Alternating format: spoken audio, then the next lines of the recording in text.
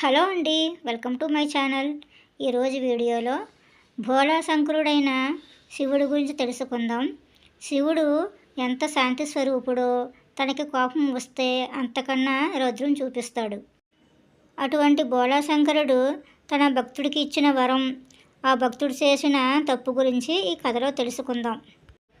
కథ పూర్తిగా వినండి. ఒక ఊరిలో గౌరీ శేఖర్ అనే దంపతులు ఉండేవాళ్ళు. వాళ్ళు చాలా ధనికులు. ధనం ఉందనే గర్వం లేకుండా పేదవారందరికీ దాన ధర్మాలు చేస్తూ ఎంతో అన్యోన్యంగా ఉండేవాళ్ళు.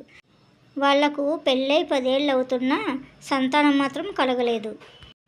వాళ్ళు గొప్ప శివభక్తులు. రోజు శివుణ్ణి ప్రార్థిస్తూ తమకు సంతానం కలగలేదని రోజు బాధపడుతూ ఉండేవాళ్ళు. అలా బాధపడుతూ ఉండగా కైలాసంలో పార్వతీ పరమేశ్వరులు కూర్చొని ఇదంతా వింటున్నారు.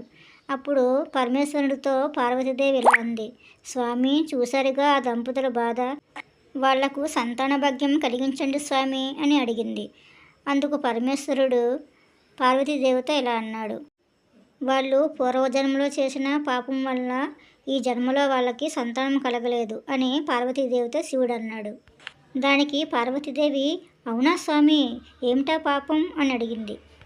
అందుకు శివుడు, వాళ్ళు పూర్వజన్మలో శిశుహత్య చేశారు, అందుకే ఈ జన్మలో వాళ్ళకి సంతానం కలగలేదు అని అన్నాడు.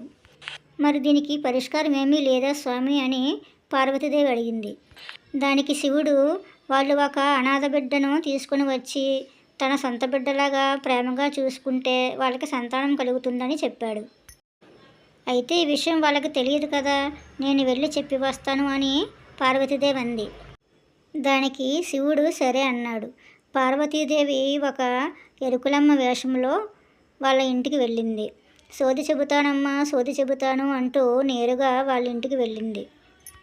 వెళ్ళి, మీకు సంతానం లేదు కదా, మీకు సంతానం కలగాలంటే ఒక అనాథ బిడ్డను తెచ్చుకొని మీ సొంత బిడ్డలాగా చూసుకుంటే మీకు సంతాన భాగ్యం కలుగుతుందని చెప్పింది.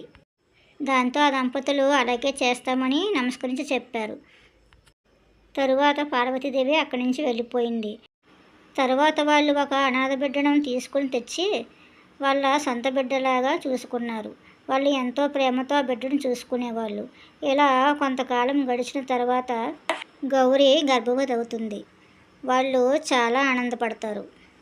తమకు సంతాన భాగ్యం కలిగిస్తున్నందుకు ఆ శివపార్వతులకి రోజు ఆరాధిస్తూ ఉండేవాళ్ళు. వాళ్ళకి సంతానం కలుగుతుంది. వాళ్ళు చాలా సంతోషంగా ఉంటారు. వాళ్ళు కన్నబిడ్డ మీద ప్రేమతో పెంచిన బిడ్డను నిర్లక్ష్యం చేస్తారు. కొన్ని రోజులకి ఆ బిడ్డని పూర్తిగా పట్టించుకోవడం మానేస్తారు. దాంతో ఆ బిడ్డ చాలా బాధపడుతుంది. ఇదంతా చూస్తున్న శివునికి చాలా కోపం వచ్చింది. వీళ్లకు బుద్ధి చెప్పాలని శివుడు వాళ్ళ బిడ్డను అనారోగ్యంతో చనిపోయేలా చేస్తాడు. లేక పుట్టిన కొడుకు చనిపోయాడని వాళ్ళు చాలా బాధపడతారు. మాకు సంతానం లేదని వేడుకున్నప్పుడు మాకు సంతానం కలిగించావు, కానీ ఇప్పుడు ఎలా చేసావేమిటి స్వామి అని భార్యాభర్తలిద్దరూ ఆ శివుని పాదాలపైన పడి బోరుని ఏడ్చారు. దాంతో శివుడు ప్రత్యక్షమై, మీరు చేసిన తప్పు వలనే మీకు ఈరోజు ఈ పరిస్థితి వచ్చింది. మీరు ఒక అనాథ బిడ్డను తీసుకొని సొంత బిడ్డలా చూసుకోమని ఎరుకలమ్మ చెప్పింది. అలా చేస్తే మీకు సంతానం కలుగుతుందని చెప్పింది. కానీ మీరు సొంత బిడ్డ పుట్టగానే పెంచిన బిడ్డను నిర్లక్ష్యం చేశారు. అందుకే ఈరోజు మీకు ఈ పరిస్థితి వచ్చింది అని శివుడు అన్నాడు. దాంతో వాళ్ళు క్షమించమని లెంపలు వేసుకున్నారు. ఇంకెప్పుడు ఇలాంటి తప్పు చేయమని శివుని పాదాల మీద పడ్డారు. దాంతో శివుడు కరుణించి చనిపోయిన బిడ్డను మళ్ళీ తిరిగి ప్రసాదించాడు. మా వీడియో నచ్చితే లైక్ చేయండి. మరిన్ని వీడియోస్ కోసం మా ఛానల్ తప్పకుండా సబ్స్క్రైబ్ చేసుకోండి. Thank you.